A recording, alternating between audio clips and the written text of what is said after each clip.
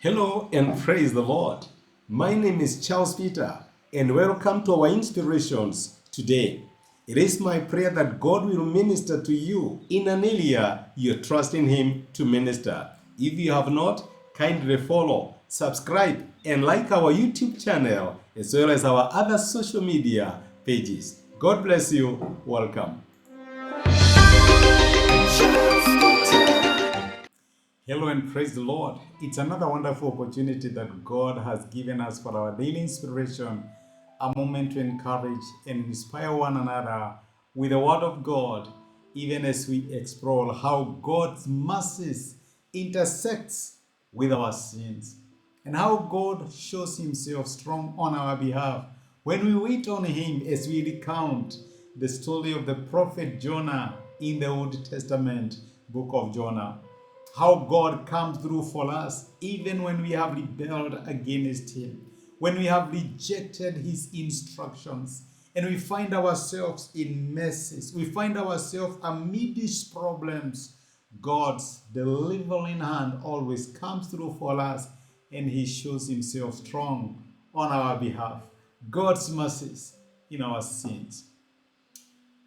We read in the book of Isaiah, chapter 1 and verse 18. Now, come, let us listen together. Though your sins are like scarlet, they shall be as white as snow.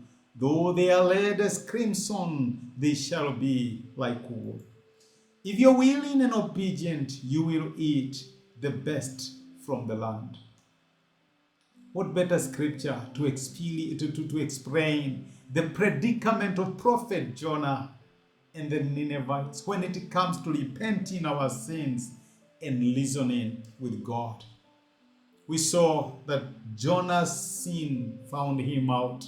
As much as he tried to hide, when the lots were cast, he was found out. And he was asked what he had done. When he realized that he could not hide any longer, he had to confess.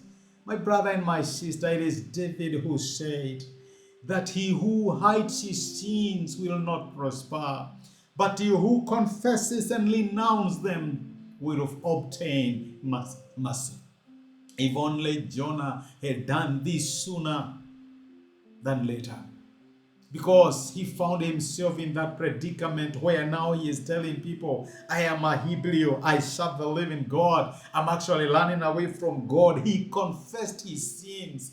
And the best cure for sin in our life is not hiding, it is confessing sin.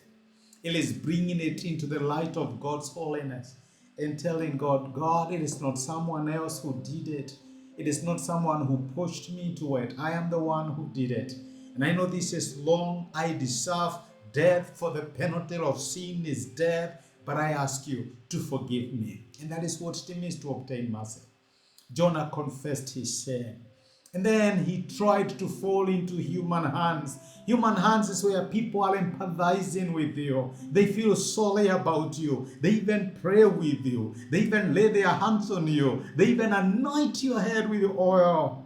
But it means nothing for Jonah because the tempest became all the more severe.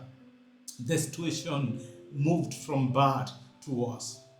But let me tell you that even amidst this, God's mercy is still evident because He saved the lives of the fellow sailors. They had to cast Jonah into the sea. They had to remove Jonah from their hands and cast him into the hands of the living God. When you try something and it is not working, maybe it is time to cast it into the hands of the living God. That is why the scripture says that cast in your cares unto the Lord, for He cares for you. Maybe it is a wayward child. You have tried everything and you don't know what to do. Let go and let God. Maybe it's your relationship or it's your marriage. Maybe it's your business and you've done everything possible. You don't know what else is left to do. Stop falling into human hands, seeking sympathy and mercies from others. Tell them to cast you into the hands of the living God because that is the best place you can be. Jonah was cast into the sea. These people thought that this story is finished. Jonah is done. He will never recover. He didn't know that underneath Jonah were the everlasting arms that upholds God's children, because God provided a fish that swallowed Jonah. God has a rescue plan for you. When you think that you are about to die, there is a fish that will hold you.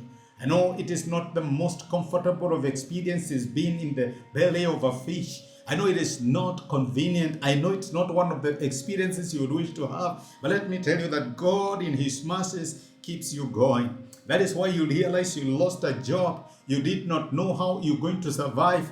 But in the belly of fish, God keeps you alive. You cannot explain how. You've been looking for a job for years. You have not found one. You don't even know how you have been surviving. But in the belly of the fish, God keeps you going. Hallelujah. Or maybe it is a marriage that is going through at a tumultuous time. Conflict and problems, fightings here and there.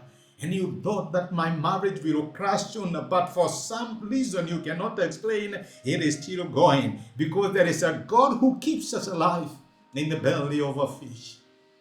There is God's mercy that meets with us at the point of our human weakness, at the point of our failure.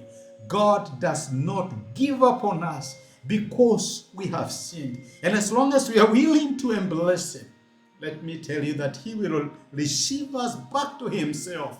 We shall find ourselves like the prodigal son recovering. Amen. Let us pray together.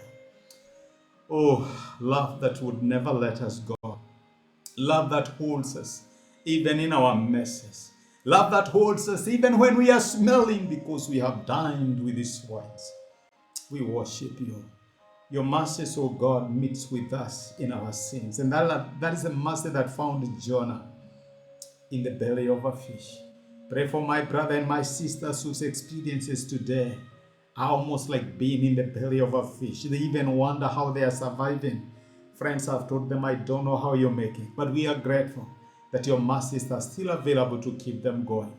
Thank You, because when we renounce our sins, when we come to listen with You, God, we eat the good of the land. And very soon, my brother and my sister will step on solid ground for Your faithfulness lands. In Jesus' name we pray.